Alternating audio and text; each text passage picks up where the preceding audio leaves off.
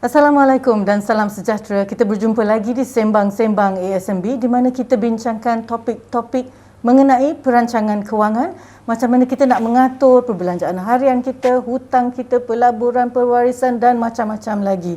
Hanya 10 minit bersama kami di Sembang-Sembang ASMB. Jadi topik hari ini kami bawakan terbeban dengan hutang.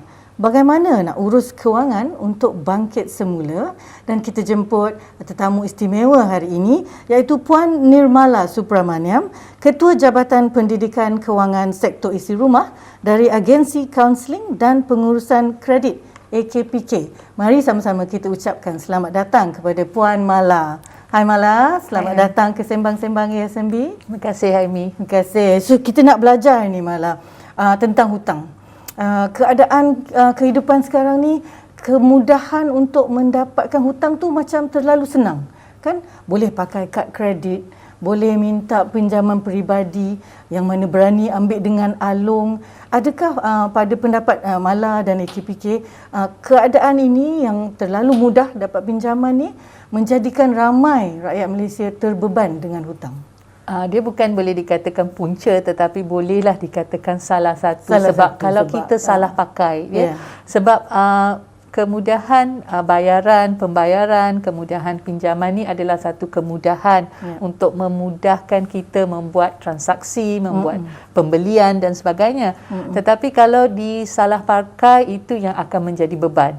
So dia lebih kepada cara kita menggunakan kemudahan ni. So dia seperti contoh katakan kad kredit, kan, kalau kita lihat sekarang pun ramai, ya, kalau pembelian atas talian memanglah menjadi popular, kan, dan memang sangat-sangat kalau kita lihat tarikh 11-11, 12-12, 1-1 memang orang dah akan menunggu dan memang akan digunakan. So jadi, dan pembelian atas talian ni sangat mudah, di mana kalau kita dah awal-awal dah masukkan maklumat peribadi, pembelian kad kita dan sebagainya, memang hanya klik aja dan kita dah boleh beli. Semua dah ada. Dan kalau kita keluar pun dulu kena pergi ke ATM, keluarkan tunai baru boleh buat pembelian. Kadang-kadang disebabkan itu kita tak jadi, kan. Tetapi sekarang ni tak payah bawa tunai pun tak apa, hanya bawa telefon sahaja. Telefon bimbit dah cukup dah. Bawa telefon je, hanya boleh scan, ya, dan boleh beli dah. So jadi begitu mudah, tetapi kalau digunakan dengan betul, sebenarnya dia boleh membantu. Sebab kad kredit atau pembelian atas talian semua ni kita akan dapat penyata. So penyata dapat menunjukkan di mana kita berbelanja sebenarnya. Berbanding dengan tunai, kita kadang-kadang tak tahu di mana sebenarnya kita berbelanja kalau kita tak merekod. Tapi yang ni dah ada penyata.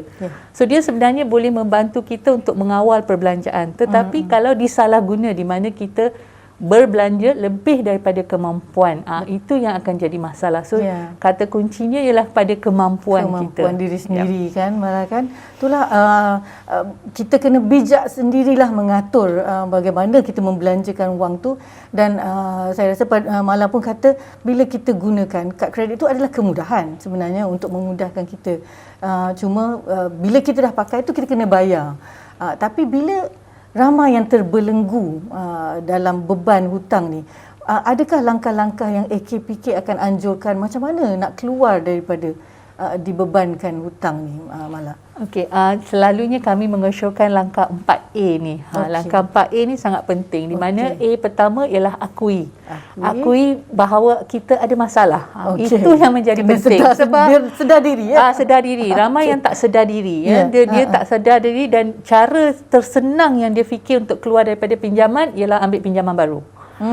So saya dah ada masalah, tak apa, saya ambil pinjaman baru, gali lubang baru untuk tutup lubang lama. Menambah masalah lagi, kan. Betul, tetapi itu sebab dia tidak ingin mengakui keadaan kewangan dia. Itu menjadi punca utama. Kita kena akui tak salah. Kita bukan seorang dalam dunia ni yang ada masalah kewangan. Ya, semua orang akan mengalami salah dalam satu masa, tetapi apa yang membezakan dia dengan orang lain ialah berapa cepat dia ingin keluar daripada masalah tu. Itu yang akan menjamin kejayaan dia. So jadi akui dulu, ya, ada masalah. Kedua, analisa. Lepas tu duduklah analisa keadaan kewangan. Berapa hutang yang ada, senaraikan semua jumlah hutang yang ada, ya, dengan siapa. Lepas tu senaraikan perbelanjaan, pendapatan, berapa baki yang ada, ke mana perginya duit, apa yang boleh ni. Lepas tu kita analisa apa yang boleh dikurangkan, apa yang boleh ditambah dan sebagainya. Lepas tu kita ambil tindakan. Ketiga, ambil tindakan. Berhubunglah dengan pihak institusi perbankan ke kewangan yang mana kita ambil pinjaman. Bincang boleh buat penstrukturan semula ke tidak, ya. Boleh macam malah, mana? Boleh, ya.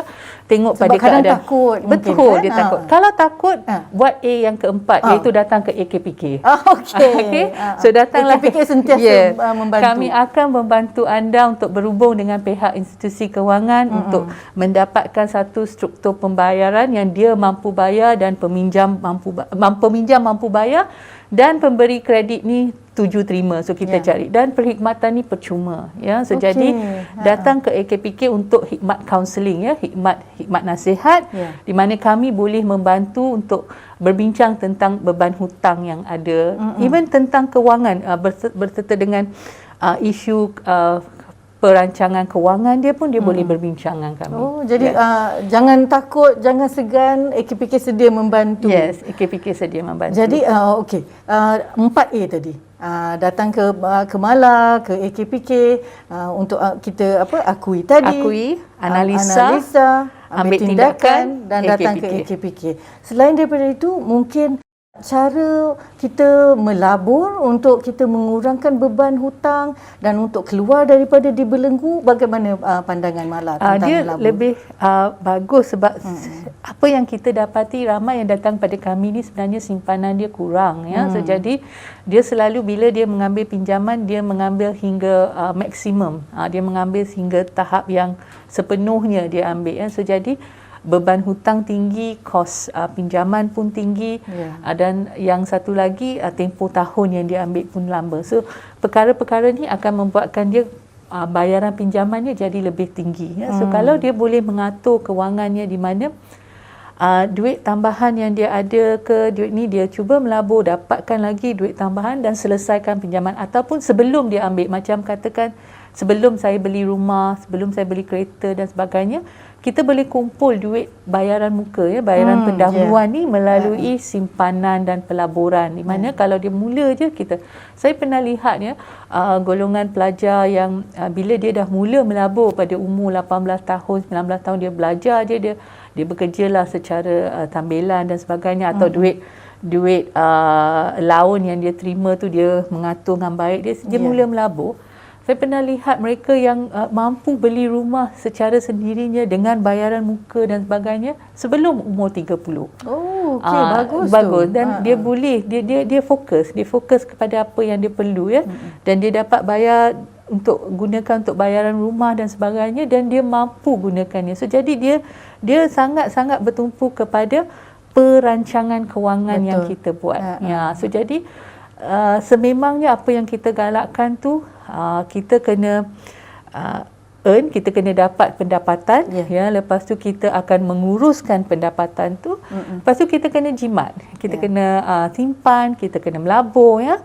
Dan seterusnya kita kena orang cakap kita kena beri semula kepada komuniti, ya. Sebab adalah penting untuk kita berhubung semula, memberi semula.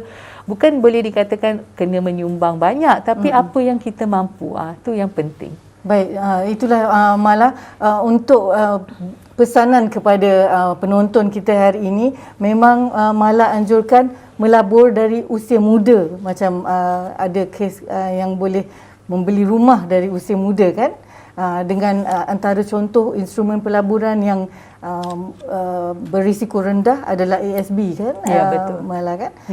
Sedikit pesanan untuk penonton.